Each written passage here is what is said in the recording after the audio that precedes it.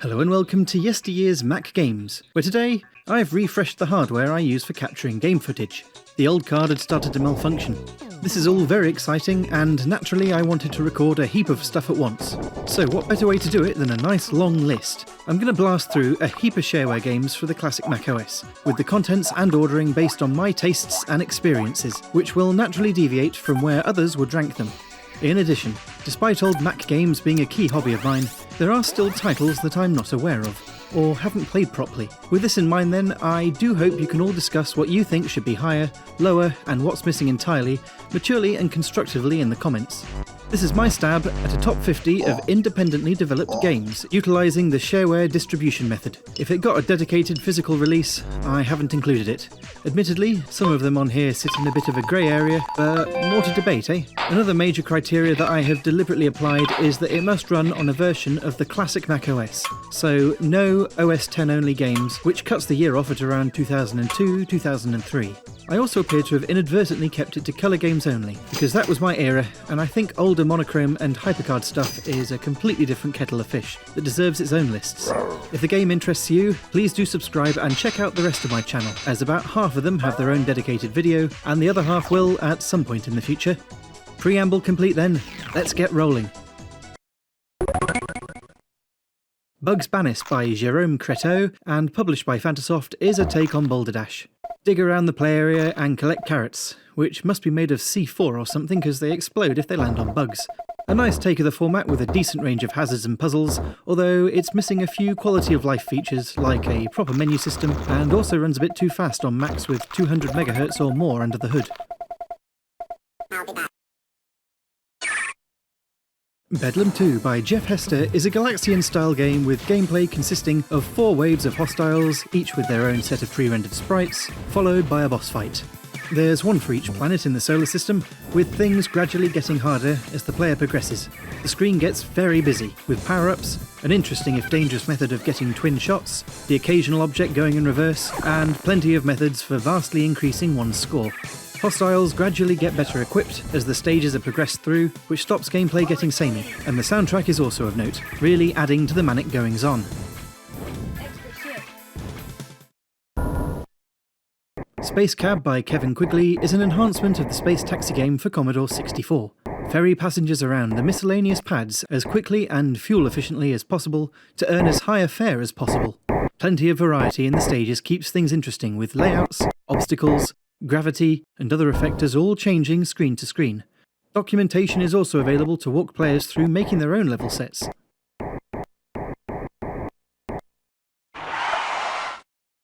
Tanks of Terror from Brian Barnes is a tank racer with a handful of different level types, from standard races to boss fights. The game is structured quite well, with the player taking a stab at everything in a nice sequence. The tank's handling takes a bit of getting used to, but after a few attempts, I found it all came together. Super Ships 2 by Brett Crane is a game I covered a few weeks ago. Up to 8 ships, either pre-made or created by the user in the game's ship editor, battle it out to be the last one standing. The game features lots of special weapons, definable teams, a campaign mode, and 2-player support, which all elevates this title above other Space Arena games in my eyes. Since my video on the game a couple of weeks ago, the prequel was dug out of goodness knows where and is now on the garden where it should be. It's very rough in places, but does have a couple of ideas that didn't make it into the follow-up.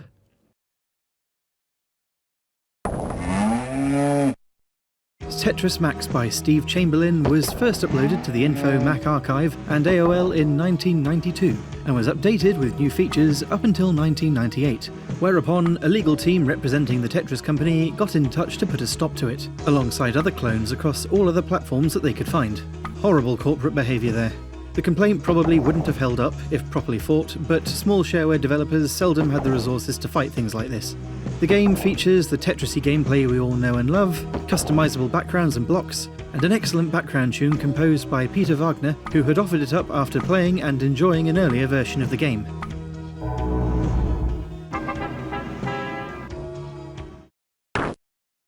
Drive negligently through 10 stages in Burning Rubber by Jonas Echterhoff. Bash other vehicles, squash things, and avoid the fuzz to rack up as big a points haul as possible. Doing well needs a bit of memorisation of the courses, particularly the tight later ones, but once familiarised with the route, players can revel in the joyous euphoria of running amok that makes this arcade driving game replayable and fun.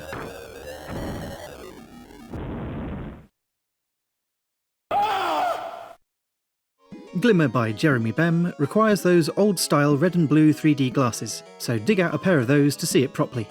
Move an object around with the mouse between 3 axes to pick up all the diamonds and avoid the other shapes, before descending a chute at the end of each level. A really cool idea here, which is probably quite inaccessible these days. That said, I imagine it was quite inaccessible back then too. Jeremy had to mail everyone that registered the title a pair of these specs.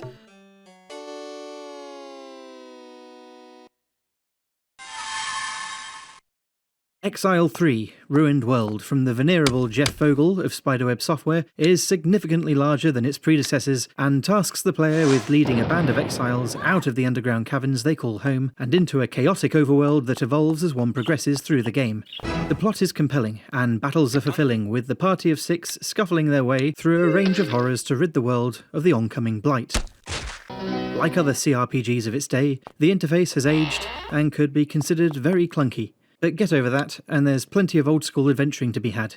3 years after its 1997 release, it got a port to Linux, which I thought was cool.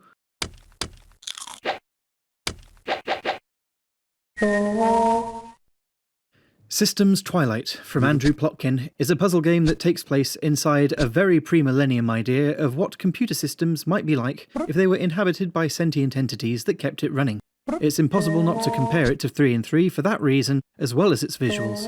I find this premise very appealing, although the puzzles can be a bit too much for me, and a tad unoriginal in places. I've always hated these things. Almost all of the sound effects are someone, most likely Andrew, making noises into their microphone. I think it adds a bit of character.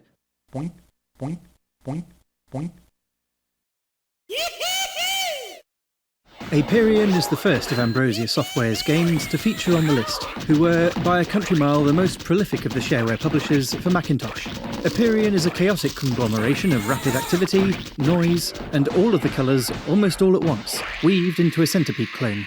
It's as goofy as they come, with no real theme linking the arbitrary sound effects.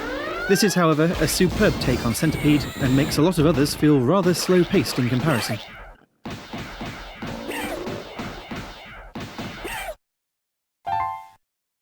Bumbler, and its follow-up, Bumbler B-Lux, by James and Jessica Haig, is a top-down shooter where the bullets fire out of the behind. This takes some getting used to, creating a strong feeling of exposure without the ability to clear what's in the main bee's oncoming path.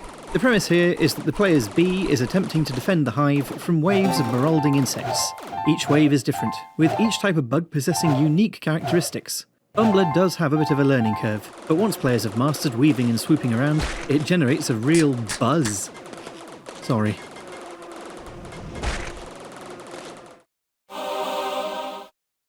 Galactica by Edmund Zavada and James Whitehouse is a Space Empire building 4X. The Mac has a good number of these games, but I think this is the only one that got distributed as shareware. Players define their universe and then start off with a planet, which gradually builds ships that zip off to colonise the rest of the galaxy, eventually encountering other players who can then be squabbled with accordingly. A game of this takes a while to get through, but despite its limited visuals, it's quite gripping. The simplification of elements like the tech tree and shipbuilding allows players to focus on their strategy.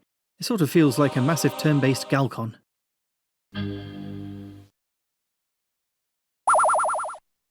Candy Crisis, originally released as Skittles 2, was programmer John Stiles' third stab at a Puyo Puyo game. Solo, versus computer, and versus other human modes are all here, set to a range of excellent tracker tunes. John would later make a version of this for Apple TV of all things. I'm unsure if it's still there. Last year in 2023, this iteration of the game got ported to modern OSs, which is great.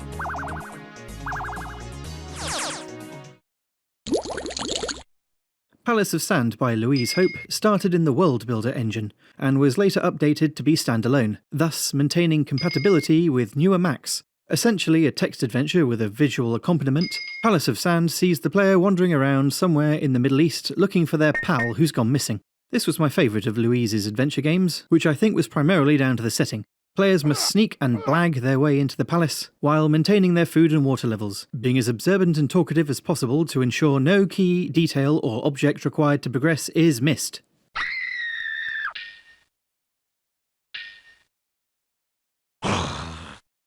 Snavely by Carl Bunker needs 2 people to play effectively, but may well have been designed as a much harder game for 1 person, as they struggle to control both snakes, send these tubular reptiles on a collision course to make eggs, and then protect them from being stomped on or scrambled. There's also a cupcake to eat. Can't have a game about snakes without a cupcake.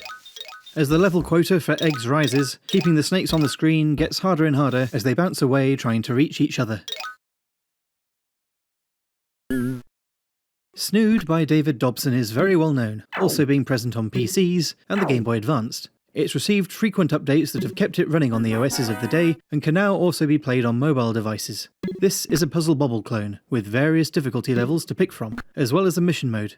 Full of character, or just plain garish? You decide. Try and knock as many as possible flying by matching the Snoods above them for bonus points, and to slow down their advancements. Ooga Loopers from Hawaii-based Stickman Games is a bit like Kicks, but with some limitations removed. This mouse-controlled arcade game sees the player encircling a range of space detritus within their tail, with complete loops removing whatever got inside from the play area. It starts off manageable, but quickly becomes a complete shambles, with the player's focus gradually switching from getting nice combos to just surviving.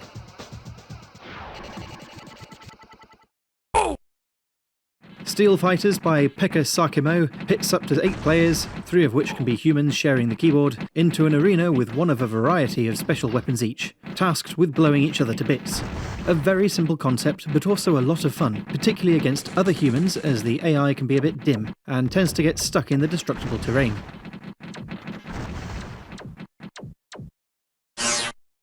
Mars Rising is a top-down scrolling shooter for 1 or 2 players, who take control of prototype VAC fighters and blast through an alien invasion of Mars. There are both air and ground-based targets to shoot at, with the VAC fighters' weaponry steadily improving to combat the rise in the toughness of hostiles. The ground-based enemies will cause the player to move around the screen quite a lot, as correctly prioritising what to shoot first is a key part of doing well. One drawback of setting a game on Mars is that the scenery doesn't really change. If it's not a building, it's going to be a rusty red. Dome Wars by Nathan Sturtevant is an artillery game for up to 10 players in hot seat. Each one commands a semicircle with a barrel and attempts to blast one another using an impressively diverse selection of ordnance. The better that one does in each round, the more funds are available to spend on bigger warheads. To play well, get an anti-grav unit from when the floor is inevitably blown away, and a shield.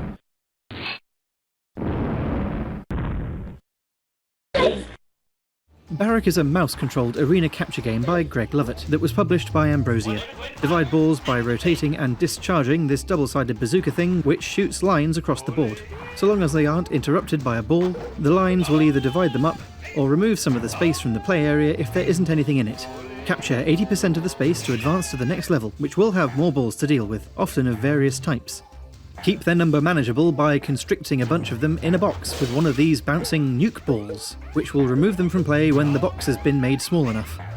Barrack is by no means a complex game, but it's well balanced and quite exhilarating to play.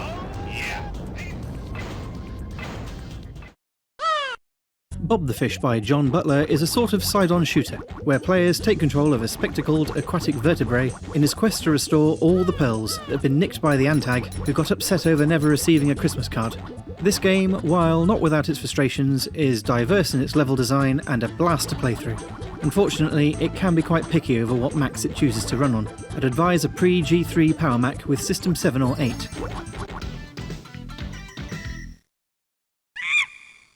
Monkey Shines, distributed by Fantasoft, is a smart 2D platformer that is probably best compared with Manic Miner and Jet Set Willy.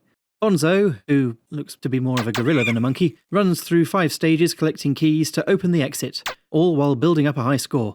The stages are well themed, although very tricky. Familiarity through trial and error is needed to do well. The level editor was quite accessible and resulted in a good number of user-made stages that extended gameplay further. The game did get a sequel, but it handles very differently and is not nearly as good. I've put Tim Phillips's Realms on here, as despite never actually playing it myself beyond the first few scenes in the Shareware scenario, I am well aware of how highly regarded this game, or rather this system, is. Realms itself is a framework, like Dungeons & Dragons, with various scenarios produced by various people within its excellent level editor that the player's band of characters that they generated can play through. It's got some rough edges, and the soundtrack is endearingly inappropriate, but despite that, Realms offers a colossal amount of adventuring fun. This isn't something one idly wanders into, and I will get to it eventually when I have time to do it properly. Whew, well, here we are at the halfway point. Time to take stock of what we've seen so far. Has your favourite appeared yet? Naturally, I think it gets better from here, although, of course I'd say that. I'm the one that arranged everything. Exciting stuff then. Onwards! Bub and Bob by Sebastian Wegner first emerged in 1997 and is one of those games that never really went away, receiving updates right up to 2012. Starting off as a regular copy of Taito's original, it gradually got additional level sets and better graphics. Take control of the titular dinosaurs and blow bubbles at hostiles. Defeat them by popping their bubbles in time, or they'll come out hopping mad at twice the speed. Special bubbles will float in on occasion that can be used to defeat foes or hitch a quick ride. Overall, this is an excellent recreation of the classic game for 1 or 2 players. Burning Monkey Solitaire 2 from Freeverse takes a range of popular card games and wraps them in a very memorable monkey theme, with the roster of characters becoming a cornerstone of Freeverse's persona. This second game in the series was the one I played the most, and was peppered with light humour throughout, which is absolutely what made it stand out from other, much drier card games. Freeverse was eventually absorbed by a big mobile games company, which itself was almost immediately absorbed by an even bigger one. And we haven't seen the monkeys since.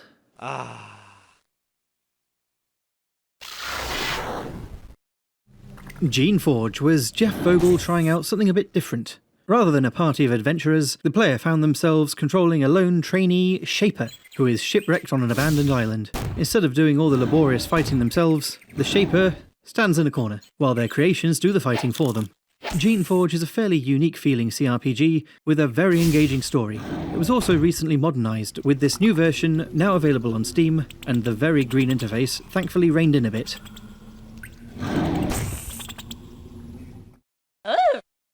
Bubble Trouble by David Waring via Ambrosia takes inspiration from the old arcade game Pengu, with the player's fish, Blinky, swimming around a maze trying to splat other aquatic wildlife with rocks. This is fast-paced, looks and sounds great, and gets very challenging, with the later game starfish posing almost as big a threat to the player as they do to themselves. I have splat myself with bouncy blocks and blown myself up with dynamite more times than I care to count. Bubble Trouble was later ported to OS X, giving it quite a long life.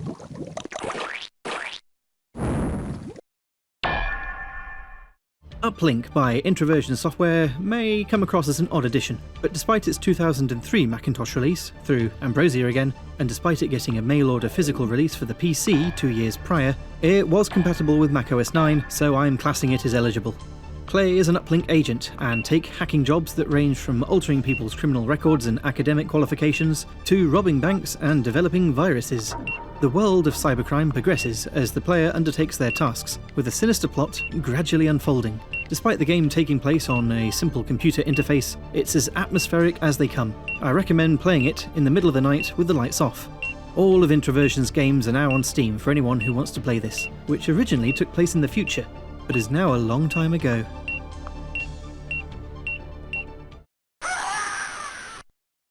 Yipe 3 by Kevin Kinnell is a straightforward RPG where the player's character goes questing for the king's lost daughters and lost stamps, which are all in a bunch of dungeons that must be quested through. Players have a few spells they can use which can help, but battles are predominantly resolved by clicking the fight button an appropriate number of times. Not frantically, as health does still need to be managed. Die, and it's straight to hell. The pick-up and just play nature of the Yipe games make them good RPG choices for those moments when I fancied this sort of game, but didn't want to put too much brainpower into it.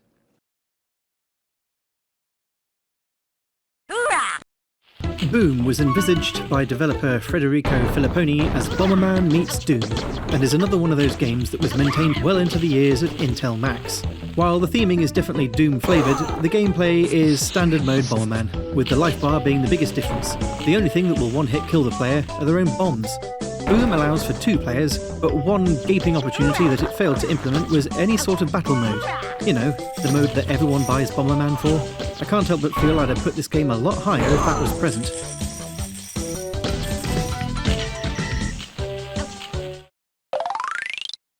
Temple Tantrum is Jeff Hester's second game on the list. This is a mouse-controlled action arcade game where the player moves around an explorer, who is concealed by the big round hat. Convenient, eh? In their quest to ransack a temple of its treasure.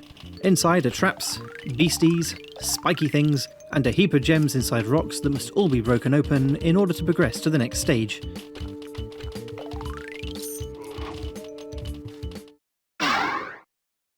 Burning Monkey Puzzle Lab by Mark Anderson and Freeverse is an evolution of a slightly older game, Hextris. This features Freeverse's monkeys playing hexagonal Tetris and hexagonal Puyo Puyo in a laboratory setting. It's packed full of quirky charm, with the monkeys praising or scolding the player in single player depending on how well they're doing, and outright brawling with one another in verses. The soundtrack is excellent, and gameplay isn't as hard as one might think with the added extra sides. Naturally, this supports 2 players and is an absolute blast to play in verses.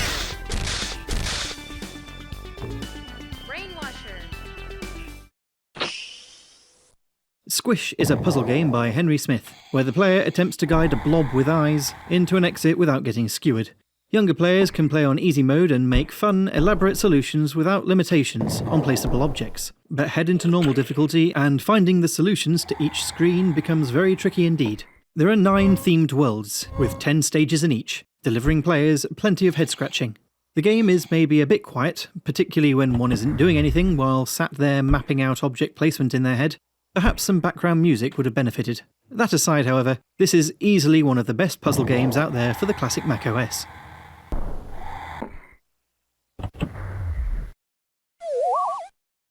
Ruckus by Ian Henley is a side-on action strategy game where the player uses a tank, an attack helicopter, and a Chinook to battle the drug barons. To do this, flags must be captured with troops, hostages must be freed and airlifted to safety, and drug crops must be destroyed. There are 22 levels in all, which sounds like plenty, but it did leave me wanting more when I played through this game for its video. Later levels are full of enemy helicopters, cannons, landmines, and laser zappy things that stop troops from being dropped in too close to a target, all of which requires a good deal of forward planning and skill to overcome. Some of the audio effects on this are a little buggy, and might be because the game prefers older systems.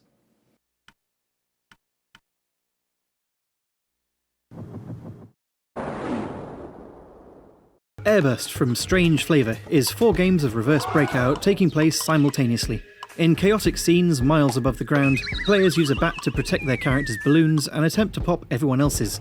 Depending on what else the spiky ball hits as it bounces around, players may find themselves dealing with gusts of wind that blow them about, multi-balls, sticky bats, or even no bats. Freeverse then got involved with the follow-up Airburst Extreme, but this was OS X only. Ares by Nathan Lamont was originally set to be published by Changeling, who stated that development started in 1994. They then went out of business halfway through the game's initial release in 1998, with Ambrosia subsequently stepping in to do it properly the following year. Described as a blend of Warcraft and Star Control, Ares sees the player take command of a fleet of ships across roughly 20 missions to retake the Earth from the Cantharans. Players take direct control of one of the ships, but will be constantly issuing orders to the rest of them in order to coordinate activities, be that building up one's own fleet, destroying the enemies, or capturing their planets. The game features network play and a scenario editor, extending the fun well beyond the campaign. Overshadowed somewhat by the escape velocities, perhaps quite unfairly, Ares nevertheless developed quite the dedicated fanbase, and when the source code was released in 2008, several projects sprung up to get it working on newer computers. I think Nanosaur might be the only Pangaea game that adopted the Shareware model, though it didn't last, becoming Charityware not long after release, and also finding itself pre-installed on G3 iMacs for a time. This is a fondly remembered 3D action platformer where the player attempts to secure 5 different eggs before a meteorite wipes out all dinosaur life. None of the other dinosaurs appear to be in any way appreciative of this, and are all out to spoil things. Nanosaur is a fairly short game, and this infinite ammo cheat is far too easy to trigger. Just go somewhere high and then double jump. I, and I'm sure many others, learnt about this accidentally. Despite this is a memorable game that is pleasing to return to, made easy now as an open source version has brought it to modern OSs.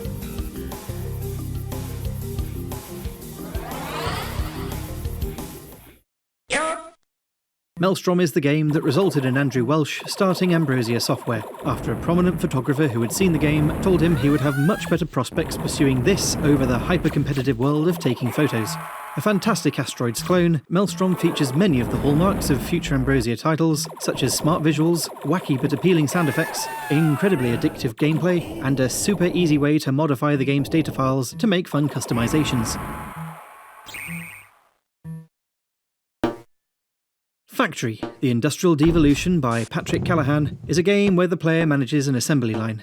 Components come out in whatever order they feel like, for the player to then attempt to send them off in the right direction. Each stage has its own product and its own layout, with some stages possessing finite storage for items, and others having so much going on that it's impossible to stay on top of at full speed. When something goes wrong, the distraction of having the defect trundling around can disrupt concentration enough to cause several further errors. The game has a complete level editor, with many people making months of new levels, plenty of which are now bundled with downloads of the game.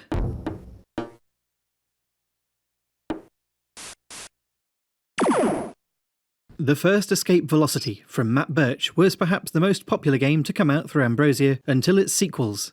This role-playing space exploration, trading and combat game starts the player out within a cheap shuttle in an unremarkable star system. By trading goods, running errands, and undertaking other missions found in bars, the modest shuttle can be traded in for bigger and better ships. Eventually, players may choose to take a side in the Galaxy War, or live a life of interstellar piracy. With the small amount of pocket money that child me had at the time, I chose to register the original game instead of Escape Velocity Override, which was definitely the more advanced of the two. But I found the combat and piracy in the first one to be more chaotic than the much more storylined and factioned follow-up. I also had access to a lot more plugins for the original, as Mac Format magazine often included them on their cover disc, these being mods that would sit in a folder next to the game and add more ships, weapons, missions, and so on. Escape Velocity Override is currently being remade for modern systems and will undoubtedly have a plugin made for it that turns it into the original at some point.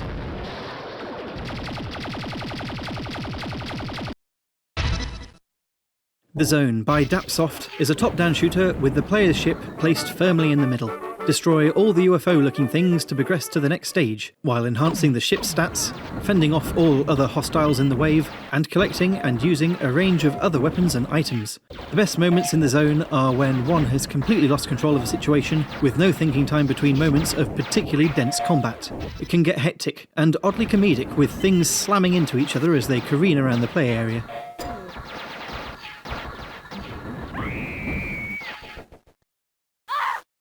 The year 2000 saw the first major remake of Exile by Spiderweb Software. Now titled Avernum, this superb RPG marked a significant evolution of what came before, ditching the Ultima-style top-down visuals for the smart isometric engine that Jeff Vogel had first used for Nethergate the year before. The cavernous world of Avernum became bigger, with the stories and quests fleshed out, and the magic system was smartened up a bit, thank goodness. The game sees the player's band of adventurers thrown through a portal by a cruel empire for miscellaneous crimes, which transports them into the world of outcasts that they must then explore. While the ultimate aim is to find a way out, there's an awful lot more going on down there that needs sorting out, from rampaging tribes of monsters, to marauding brigades of bandits, to mages getting up to some very foolish things with disastrous consequences. While I have spent countless hours in almost all of Spiderweb's games, Avernum was the one that had the most impact on me.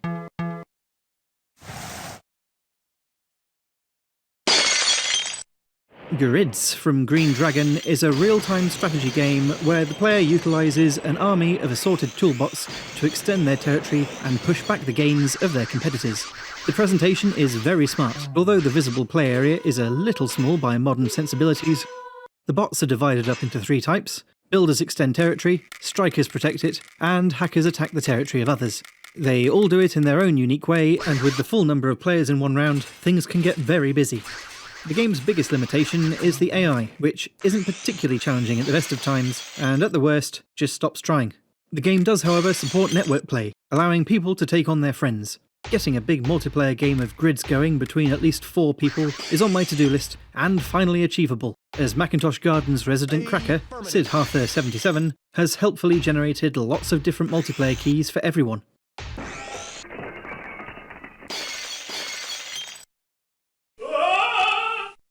Harry the Handsome Executive by Mixed Metaphor Software, led by Ben Spees, starts off as a sort of joke about scooting around an office in a swivel chair. Then the customer service robots revolt. Then the ghosts of swivel chair warriors return. Then a hallucinogenic chemical must be destroyed. All while a major corporate conspiracy is uncovered and dealt with by Harry accordingly. Most items in the game are somewhat zany. For instance, Harry's offensive capabilities are a range of staple guns, and health is recouped with donuts and coffee. This is a fairly difficult game, in part because moving at speed in a swivel chair means facing away from where one is going, and getting out of the way of a projectile or hazard isn't always immediate. In addition, save points are sparse and can only be used once, so losing a life sets one back a fair bit. Despite this, the game has a very entertaining premise and a lively plot. I kind of wish there was more goofing around in the office before it got serious though. Post-Harry, Ben went on to make the well-regarded Frazzle's Wand, which admittedly I haven't played yet.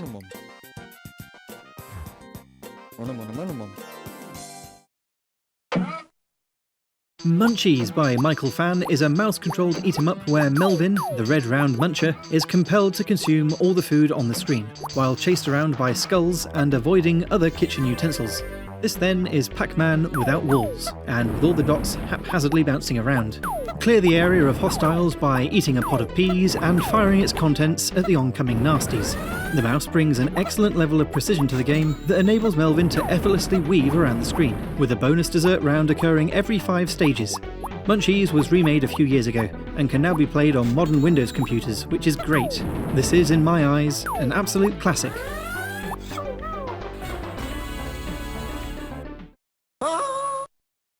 Solarian 2 by Ben Haller is one of the first games I ever played, alongside Munchies. This is a visually clean, fixed shooter, with assorted classes of hostiles, all with their own behaviours. These switch out for a completely different set every 4 stages before getting mixed together in the final ones. All the sound effects are burned into my memory, and include a few from the music that Ben was listening to at the time, including one from a Prince song. Prince was purportedly informed of this, and found it amusing. Gameplay is tricky, but not unfair, featuring a few power-ups that can be used very effectively if the player isn't too preoccupied avoiding everything raining down upon them. Grab a points multiplier and get a good result in the challenge rounds to see the score leap up. Solarian 2 works on pretty much anything, from an LC to newer Macs which benefited from a port to OS X.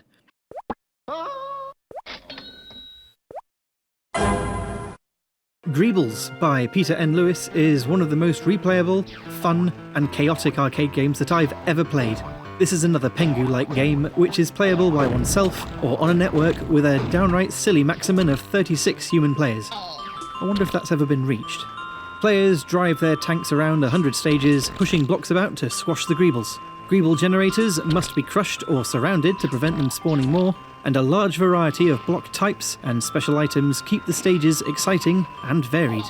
A few weeks before the video went live, a remake of Greebles hit Steam. It's now running in the Godot engine and playable and networkable on modern OSs, which I am so pleased to see.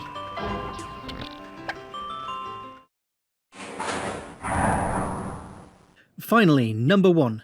At the top of this list, I've chosen Escape Velocity Nova, which is, through my eyes, the absolute pinnacle of the titles to have come out of Ambrosia, and the best game for Macintosh that utilises the shareware concept. It's up there for PCs as well. This got a port to Windows. EV Nova was principally developed by Tasmania-based Atmos, with Matt Birch also contributing major enhancements to his game engine. Like the first 2 Escape Velocities, Nova starts the player with a shuttle, 20,000 credits, and a huge, sprawling sandbox galaxy to explore. There are no fewer than 6 major story arcs to play through, some of which are easier to start than others, and although the plots are still delivered through walls of text, the stories that these tell took a major step forward. I reckon I've spent hundreds of hours in this game playing through each faction's missions, as well as simply flying around engaging in combat. Footage here is from all my old save games from back in the day. I'm pleased I still have these. It took ages to get some of these ships. The designs of the ships themselves is fantastic, with some creative ideas matched with smart animations. Sound design arguably didn't take the same step forward as everything else, but what's there gets the job done. Sadly, the talented bunch at Atmos all fell out with each other by the time the game had been released, and so all went their separate ways. Updates for newer computers flowed for many years, but Nova was never really topped. There are a couple of spiritual successes out there, like NAEV and Endless Sky, and comparisons can also be drawn between it and 3D games like Elite Dangerous. Final thoughts then. Nova is the end. It sits at the end of this video, but I also feel represents it metaphorically. Released in 2002, I think it may well be the newest game on this list. As game studios got bigger and bigger, expectations for even the smaller games rose with them. I feel this resulted in a bit of a dark era for independently developed and released computer games, with the low end represented by flash games of often dubious quality, before indies eventually properly took off again, in part due to digital distribution platforms like Steam. This list, I hope, showcases the best of the golden age of Macintosh shareware, a time when one or several people could have an idea, throw it together in a few months, upload it to the fledgling internet, and see it picked up and shared by players and publications around the world, who may well have then sent over a registration check in the mail. This sort of software was a key part of that era of computing and communications, and what's remarkable is that it's still all here. Software and games for the classic macOS has been documented and archived fastidiously, enabling me to head on to today's net and easily download each and every one of these games to play on old hardware. There's still work to be done on emulating these old systems, and truth be told, I'm not convinced it's improved all that much since I started this channel in 2012, aside from becoming easier to set up. To play these games well, one still requires an old Mac, and even then, newer ones will have difficulties with older games, and vice versa. I used 3 different Macs to capture what we've seen today. So, what did you think of this list? Do you have a favourite? Or is there anything on here that looks good that you might have missed? Also, if you know a thing or two about the shareware scenes of other platforms, let us know, as I for one know next to nothing about them. As mentioned earlier in this video, my channel has already covered a lot of these games in more detail, so if you liked what you saw today, please do browse the rest of my content for more in-depth looks at various Macintosh games. It's not just limited to shareware either. There are some pretty major titles that I haven't covered yet, so please do subscribe to catch those when they drop. We'll leave it here then. A big thanks to you for watching, and I'll see you next time.